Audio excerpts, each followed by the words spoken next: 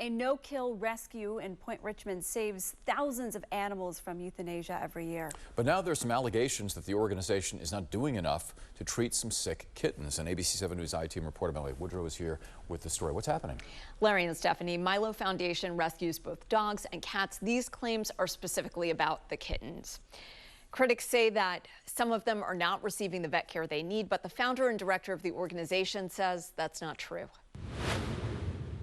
The Milo Foundation is a no-kill rescue in Point Richmond. The founder tells ABC 7 News it rescues approximately 1,500 animals annually that otherwise would be facing euthanasia. Now Milo is facing allegations it's not providing proper veterinary care for some sick kittens. Here they are. Boop. Volunteer Tina Spagnoli fosters kittens. This is little Echo, his sister.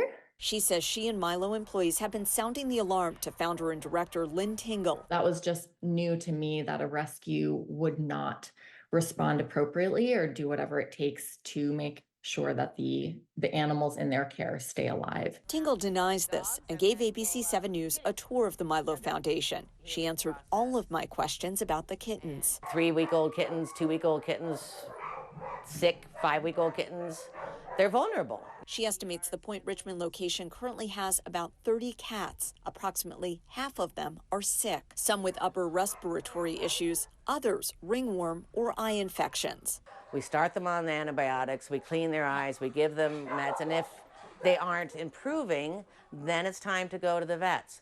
We don't take them to the vets on day one unless obviously it's a life-threatening condition. Tingle says Milo has a couple of registered vet techs on staff and 2 vets of record that the organization can make appointments with. But right now, all veterinarian offices are overbooked and overworked. Most of the antibiotics are on site. A lot of the eye meds are back ordered right now. But critics say that's not the issue. Spagnoli alleges Milo staff aren't taking some kittens to the vet when needed. This is the result of proper veterinary care. 2 antibiotics and some sub-Q fluids, and here he is today. But another kitten from the same litter named Delta remained at Milo. The one that was the most severely ill, she ended up passing away the next day. In an email Spagnoli shared with ABC 7 News regarding Delta's passing, Tingle wrote in part, quote, "I'm sorry that a kitten passed due to lack of action on Milo's part. Kittens can be very difficult to diagnose, but clearly more should have been done." One of them was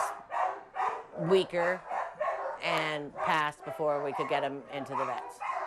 What they're doing is they're just delaying or giving inadequate care. This wanting to run everyone to the vets all the time is not realistic. A member of Milo's board of directors tells ABC 7 News that since January, Milo has rescued 360 cats, more than 50% of them young kittens. 300 were adopted out. 6 passed away this year, one that the board member says was elderly. A Milo employee ABC 7 News spoke with also says she recently took a kitten to an outside vet and paid out of pocket. She did not have approval to do that. It was not necessary that she did that. Tingle says employees should check in with Milo first and try to go to its vets instead of others. She also says Milo will reimburse that employee. As for Spagnoli's vet visit, she's a wealthy woman in Marin, but we can pay her back if she so chooses. Milo has approximately $150,000 annually for vet costs, according to Tingle. There's additional budget for spay and neuter. It is not about saving money.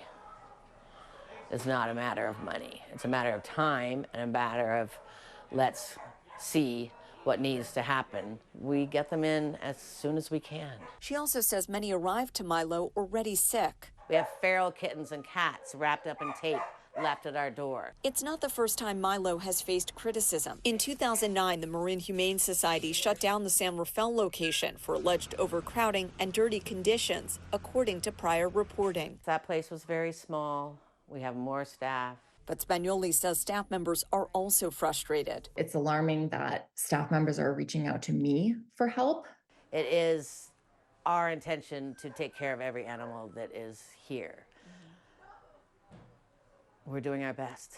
After ABC 7 News visited Milo Foundation, Spagnoli dropped off her 2 foster kittens at Milo to be spayed and neutered. While there, Tingle told Spagnoli she could no longer foster the organization's kittens. By phone, when I asked why, Tingle said she doesn't have the best interest of our organization at heart. She's done enough damage.